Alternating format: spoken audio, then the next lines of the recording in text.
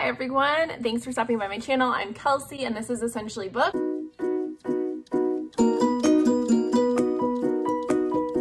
And today I'm going to talk about what Booktube has made me do. So I joined Booktube in July, and kind of in probably October, November time is when I was pretty committed to this, decided this is what I want to do for my reading hobby for the future. For now, I'm still a baby channel. I've got 250 followers. Like, it is what it is. I'm a mom of a 2.5-year-old and my husband coaches soccer, so evenings are hard for me, and so I can only like really do so many live sprints and stuff because during soccer season my husband doesn't get home till late and my toddler takes like 2.5 hours to go to bed. So of late I kind of feel like I'm just doing content and I'm not really focusing on sprints, even though that's one of my goals for this channel for the upcoming few months. We're in a series of transition with it being soccer season, so I don't know. I don't know what this channel will look like during soccer season, but I'm just going to continue to at least try to get one video up a week and see what happens from there. So, sorry, my brother just texted me and he's a pilot and he's reading A Discovery of Witches, which he's like, first half reminded me of Twilight, which I didn't think he read. And then he's like, the second half's getting better. I don't think he's gonna like it, just knowing what he likes. I'm gonna pause this video. What a random interlude, but kind of relevant to books because I love that series. I'm gonna pause this video and text him back because I'm thinking about it. Okay, I'm back. So my brother likes his Discovery of Witches, even though it's a historical fantasy. He's like, the first half was very romantic. The second half was more historical fiction. We have very different reading tastes. I'm here to talk about what Booktube has made me do since joining, and I'm just still mind blown that my brother didn't like Babel, but likes Discovery of Witches, given what I know he likes to read. I have theories. Anyways, so I'm gonna be talking about what I have really learned about myself since Booktube, what Booktube has made me do. So it's kind of gonna be a fun video. One second.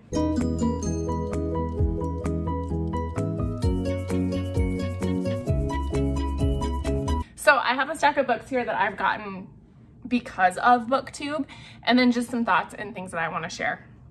So some of the things that Booktube has made me do or has prompted me to do is to try more thrillers, which I still have not found my sweet spot for thrillers. I don't love psychological thrillers, especially when they belittle women, and I've just very rarely found a thriller that I've enjoyed. And I need to, I think, like, I like Riley Sager, which is funny because a lot of his women are written with disdain, but I don't know, I like Riley Sager level thrillers, but didn't really love, and I loved Behind Her Eyes. I just haven't really found, like, I didn't like Liar, Dreamer, Thief. I haven't found kind of my niche yet, so I'm still exploring that this year. And the other thing is I tried cozy mysteries, and I don't want to say I don't like them, I just am not compelled to pick them up. And like, I DNF'd Legends and Lattes because I was bored and it just wasn't what I was looking for. I read In the Company of Witches, which I did enjoy. It was cute. It really talked about grief in a very good way. I'm finding I like more romance, and one of the things, it's not Cozy's fault, but they're published as mass market paperbacks, which so are romance novels. So I'm like reading them, expecting them to be something they're not, which is on me, not on the Cozy. But I just really can live without them right now. Like, they're just not for me. And I'm not saying that I won't read them more. Just for now, cozies have not really jived with me yet. And I will say, I'm on a book buying ban. And as you know, I'm trying to read through Book of the Month. So we're gonna go through books that I've acquired in the while since joining Booktube, during my Booktube journey, and why I got them and what they like have led me to do. And then you're gonna see some follow-ups on some of these books in this stack for sure this year, because some of them are Book of the Month, other ones are for secret TBRs. But basically, Booktube made me do these, so we're gonna go through them. So just some authors that Booktube has made me try, and keep in mind, I'm still trying to find like that perfect thriller. I'm trying to figure out what kind of thrillers I like. So keep that in mind as we're going through this stack, because some of them have the potential to be that thriller for me. So we're gonna look at those first. So I know Jennifer Hillier is a beloved author by a lot of people. I know this is not her strongest book, but it was Book of the Month and it intrigued me, so I grabbed it. I will be reading this year because it's Book of the Month. And I love Sylvia Moreno Garcia's, and she writes kind of like a fantasy, magical realism, not fantasy. She writes like magical realism, thriller, horror-ish, if I describe that. So this isn't her, but The Hacienda by Isabel Camas, and it's kind of giving me Mexican Gothic vibes. So I grabbed that this year because I am finding I like horror and I love magical realism. So I am finding, and you'll see this through the stack, I do really like horror, especially if it's like ambiguous but well written. Yeah, it's my jam. I like ambiguous endings, especially. So like Leave the World Behind, one of my favorite books of the year. A Flicker in the Dark was a book of the year, and I know this has gotten really high ratings, so I grabbed that this year. It's book of the month. Again, I'll read it. And then a horror, The Cabin at the End of the World. I was influenced by Books and Lala to buy this, but then there's a movie coming out. So Paul Tremblay, I'm excited to try him. Okay, quickly, because I filmed this and then it wasn't actually filming. So some books that are also in the thriller horror category that I've been influenced by booktubers to buy or read. The Only Good Indians, recommended by Books and Lala. I tend to really like a lot of Books and Lala's favorite books, Kayla. She really likes Stephen Graham Jones. She also really likes ambiguous, weird books, and I find that I do too.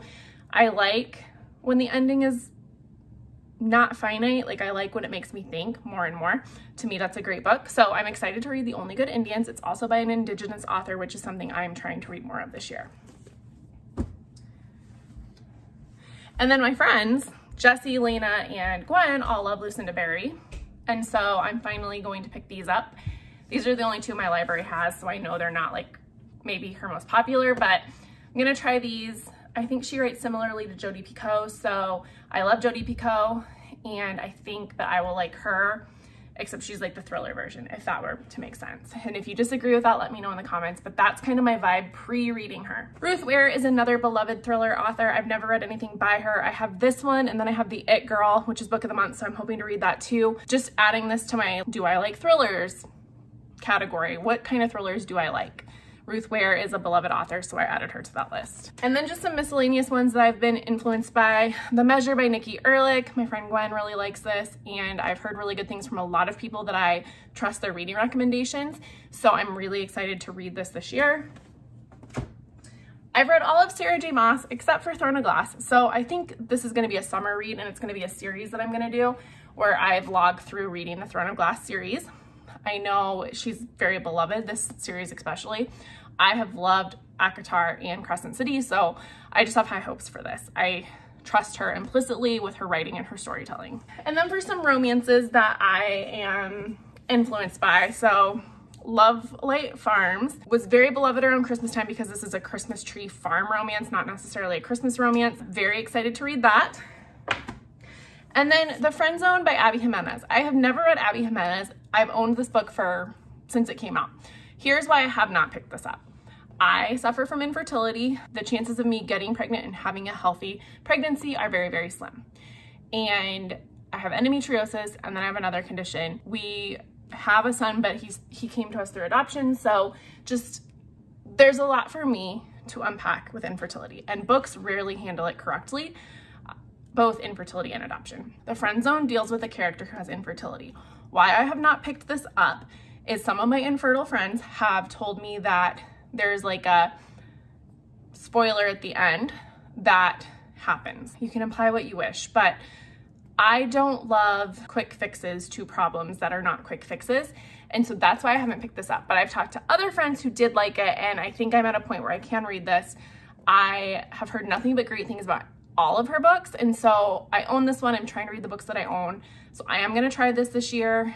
I'm just hesitant, but I'm excited. Like, if I might try this, decide kind of if I'm vibing with the infertility storyline, and if I'm not, I'll DNF it and pick up a different book by her.